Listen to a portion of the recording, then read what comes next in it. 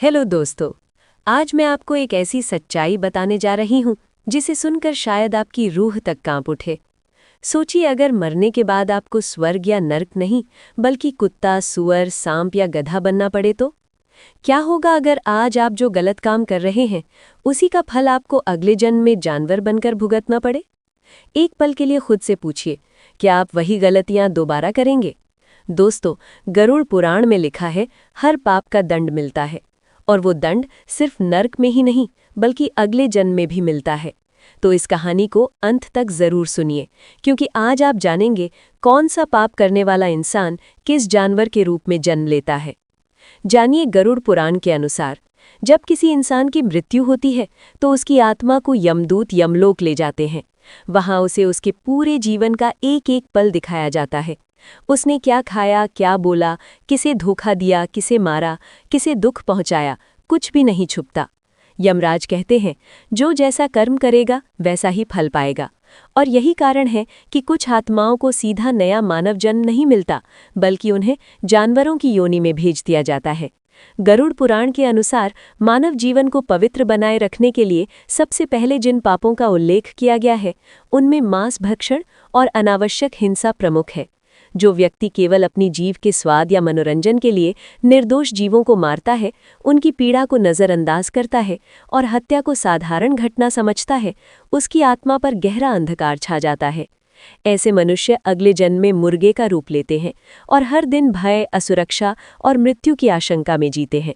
उन्हें सुबह से जबरन खिलाया पिलाया जाता है, मोटा किया जाता है और फिर अचानक उसी प्रकार काट दिया जाता है जैसे उन्होंने दूसरों की जान ली थी।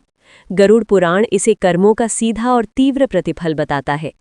इसके बाद दूसरा पाप विश्वासघात, लालच और छल से जुड़ा है। जो व्यक्ति अपने ही परिवार, मित्रों या विश्वास करने वाले लोगों को धोखा देता है, झूठ का सहारा लेकर लाभ उठाता है और अपने स्वार्थ को सर्वोपरि रखता है, ऐसे लोगों का अगला जन्म कुत्ते के रूप में होता है।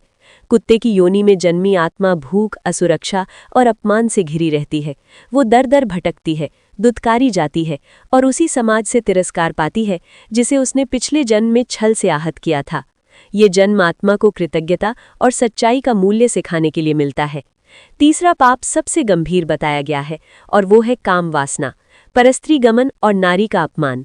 जो पुरुष या स्त्री अपनी वासना की पूर्ति के लिए किसी की गरिमा को रौंद देते हैं, मजबूरी को अवसर बनाकर किसी का शोषण करते हैं या किसी स्त्री को मानसिक या शारीरिक पीड़ा पहुंचाते हैं, उनकी आत्मा अगले जन्म में सुअर बनकर जन्म लेती है। सुअर का जीवन कीचड़, गंदगी और अराजकता का प्रतीक है, क्योंकि जिसने पिछले जन्म में मर्यादा का उल्लंघन किया उसे अगले जन्म में मर्यादा से वंचित जीवन ही प्राप्त होता है। गरुड़ पुराण स्पष्ट रूप से कहता है कि चरित्रहीनता का परिणाम चरित्रहीन जीवन ही होता है। दोस्तों, गरुड़ पुराण का चौथा पाप अहंकार और माता पिता के प्रति अनादर को माना गया है, क्योंकि ये पाप मानव हृदय में बसे मूल संस्कारों को नष्ट कर देता है। जो मनुष्य अपने माता पिता की सेवा को बोझ समझता है, उनके त्याग को भूल जाता है और अभिमान में इतना डूब जाता है कि उसे अपने जन्मदाताओं की भी कीमत नहीं दिखाई देती, ऐसी आत्मा अगले जन्म में गधे का रूप धारण करती है। गधे का जीवन निरंतर श्रम, थकावट और उपेक्षा से भरा होता है। वो दिन रात बोझ ढोता रहता है, मार सहता है और फिर भी उसकी कोई कद्र नहीं होती। गरुड़ पुराण कहता है कि जिसने मानव रूप में माता पिता के ऋण को नहीं समझा, उसे अगले जन्म में ये बोझ ढोना पड़ता है, जिसमें न सम्मान होता है न विश्राम। ये पुनर्जन्म उसे ये सीख देने के लिए मिलता है कि माता पिता का अनादर केवल उनके प्रति पाप नहीं बल्कि अपनी ही आत्मा के विरुद्ध अपराध है। पांचवा पाप है भय फैलाना, झूठे आरोप लगाना और धोखे से किसी निर्दोष को नुकसान पहुंचाना। दोस्तों, शब्दों से दिया गया घाव कई बार तलवार से दिए घाव से भी गहरा होता है। जो व्यक्ति अपने स्वार्थ या दुष्ट प्रवृत्ति के कारण दूसरों के मन में डर भरता है, झूठी बातें गढ़कर उनकी प्रतिष्ठा नष्ट करता है या छल से उनकी शांति छीन लेता है, ऐसी आत्माओं को अगले जन्म में सांप की योनि मिलती है। सांप का जीवन सदैव भय और अकेलेपन से भरा होता है। वो हर क्षण सतर्क रहता है, क्योंकि लोग उसे देखते ही मारने को तैयार रहते हैं। जिस तरह उसने पिछले जन्म में अपने शब्दों से जहर घोला था, उसी तरह अब उसे सचमुच जहर के साथ जीना पड़ता है। एक ऐसी योनि जिसमें उसे न सुरक्षा मिलती है न अपनापन।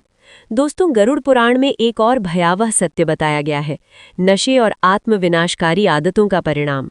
जो व्यक्ति शराब, तंबाकू या अन्य नशों में डूबकर अपनी बुद्धि का नाश करता है, अपने घर परिवार को दुख देता है और शरीर मन को बर्बादी की ओर ले जाता है, ऐसी आत्मा बंदर या उल्लू जैसी योनि में भटकती है। बंदर का जीवन बेचैनी, अस्थिरता और निरंतर हलचल का प्रतीक है। वो कभी एक जगह टिक नहीं सकता। जैसे नशे का आदी व्यक्ति कभी मन की स्थिरता नहीं पा पाता। दूसरी ओर उल्लू की योनि अत्यधिक अकेलेपन और अंधकार का प्रतीक है। उल्लू रात के सन्नाटे में जीता है, छिपा रहता है और प्रकाश से दूर रहता है। बिल्कुल वैसे ही जैसे नशे में डूबी आत्मा जीवन के प्रकाश, विवेक और सच्चाई से दूर हो जाती है। जिसने मानव जीवन में बुद्धि का उपयोग नहीं किया, उसे अगले जन्म में अंधकार में भटकना पड़ता है। गरुड़ पुराण का सबसे भयावह लेकिन सबसे गहरा सत्य यही है कि ये सभी योनियां केवल दंड नहीं, बल्कि आत्मा को सुधारने का अवसर है। प्रकृति किसी आत्मा को नष्ट नहीं करती, वो उसे लगातार अवसर देती है कि वो अपने भीतर छिपे अंधकार को पहचान सके और फिर से प्रकाश की ओर लौट सके। लेकिन जब कोई आत्मा बार बार वही गलती दोहराती है, चेतावनियों को अनसुना करती है और सीख लेने से इनकार करती है, तब उसे हजारों वर्षों तक पशु योनियों में भटकना पड़ता है। ये अवस्था इतनी लंबी और कष्टदायी होती है कि एक छोटी सी दिनचर्या, फिर उसे समझ आता है कि मनुष्य के रूप में मिला एक एक दिन कितना मूल्यवान था। इसीलिए शास्त्रों में कहा गया है कि मानव जन्म अत्यंत दुर्लभ है। अनगिनत योनियों और अनगिनत यात्राओं के बाद आत्मा को ये मौका मिलता है कि वो अपने कर्मों को सुधार सके, प्रभु का स्मरण कर सके और अपनी चेतना को ऊंचा उठा सके। यदि ये जीवन भी व्यर्थ चला गया तो अगला अवसर कब मिलेगा, उसका कोई निश्चित समय नहीं। यही कारण है कि गरुड़ पुराण चेतावनी देता है कि यदि इंसान आज भी अपने कर्मों की दिशा नहीं बदलता तो यमराज के दरबार में कोई बहाना नहीं चलेगा। वहाँ न भाषा काम आती है, न तर्क। वहाँ केवल कर्म बोलते हैं और कर्म कभी झूठ नहीं बोलते। दोस्तों, शास्त्रों में ये भी बताया गया है कि जब आत्मा को जानवर की योनि मिलती है तो वो ये याद नहीं रख पाती कि वो कभी इंसान थी। उसे ना अपने परिवार का स्मरण होता है, ना अपने पूर्वजन का। लेकिन जो बातें वो नहीं भूलती वो है दर्द, भूख, डर और अपमान। इन्हीं अनुभूतियों के माध्यम से उसे अपने पुराने कर्मों का भार महसूस कराया जाता है। यही वो सज़ा है जो आत्मा को भीतर तक हिला देती है, क्योंकि बिना स्मृति के भी कष्ट का एहसास बुझाया नहीं जा सकता। इसके बाद छठे पाप का वर्णन आता है, झूठ बोलकर किसी की जिंदगी को बर्बाद करना। जो व्यक्ति झूठी गवाही देता है, किसी निर्दोष पर गलत आरोप लगाता है या अपने स्वार्थ के लिए किसी की प्रतिष्ठा मिट्टी में मिला देता है, वो केवल एक इंसान को नहीं बल्कि उसकी पूरी आत्मा को चोट पहुंचाता है।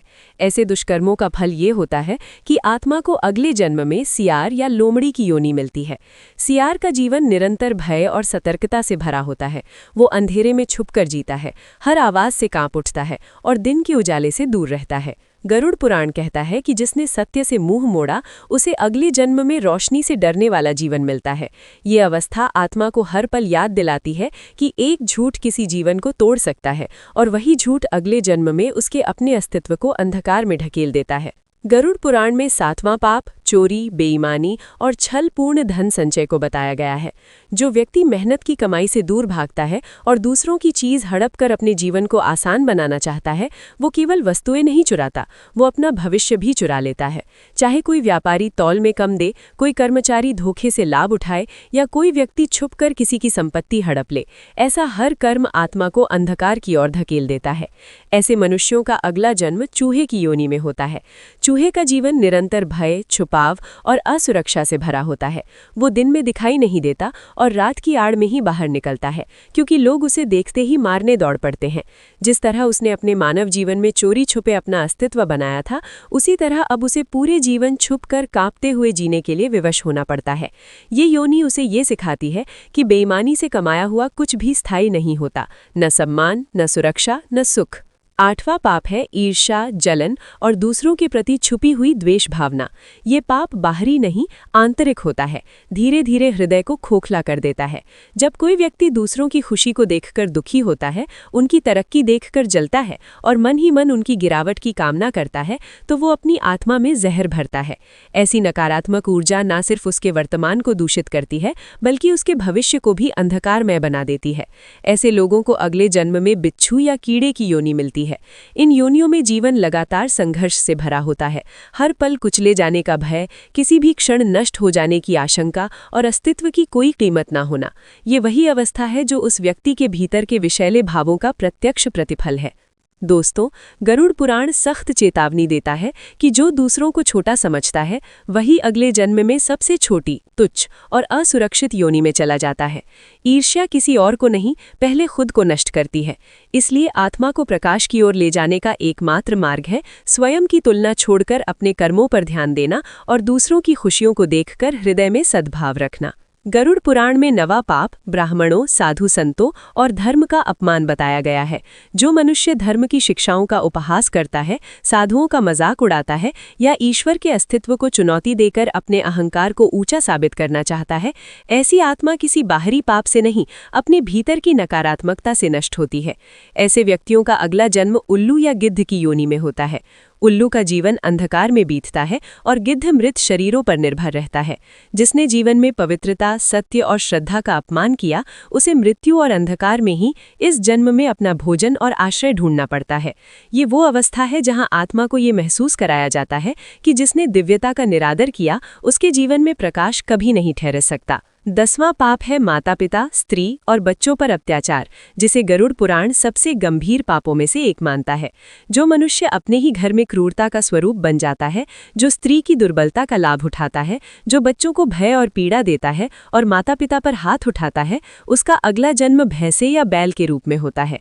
इस योनि में आत्मा दिन रात खेतों में जोती जाती है, कोड़ों की मार झेलती है और पूरी उम्र दूसरों की आज्ञाओं पर निर्भर रहती है।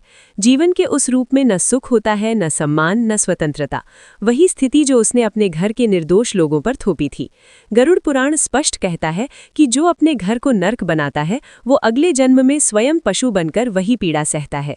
दोस्तों, इसके बाद गरुड़ पुराण एक और अत्यंत गहरा रहस्य खोलता है कि इन पशु योनियों में आत्मा एक जन्म में मुक्त नहीं होती।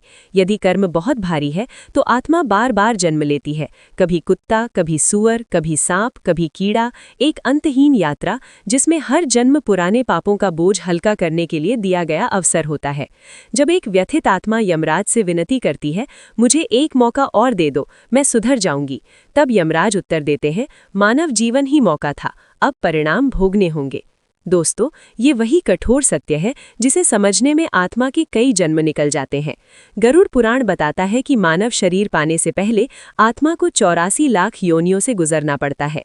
अनगिनत जन्मों और कष्टों के बाद जब इंसानी रूप मिलता है, तब उम्मीद की जाती है कि आत्मा इस अवसर को पहचानकर सही मार्ग चुनेगी। लेकिन यदि वही शरीर गलतियां, पाप, हिंसा और अहंकार में व्यर्थ कर दिया जाए, तो इससे बड़ा दुर्भाग्य और कोई नहीं। लेकिन इस कठोर चेतावनी के बीच एक बहुत सुंदर संदेश भी छिपा है। हर इंसान को जानवर नहीं बनना पड़ता।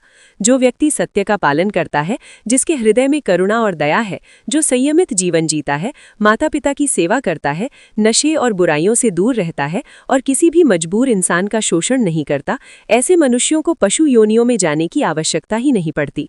उनके कर्म उन्हें ऊपर उठाते हैं, मुक्त करते हैं और ऊंचे जन्म की ओर ले जाते हैं।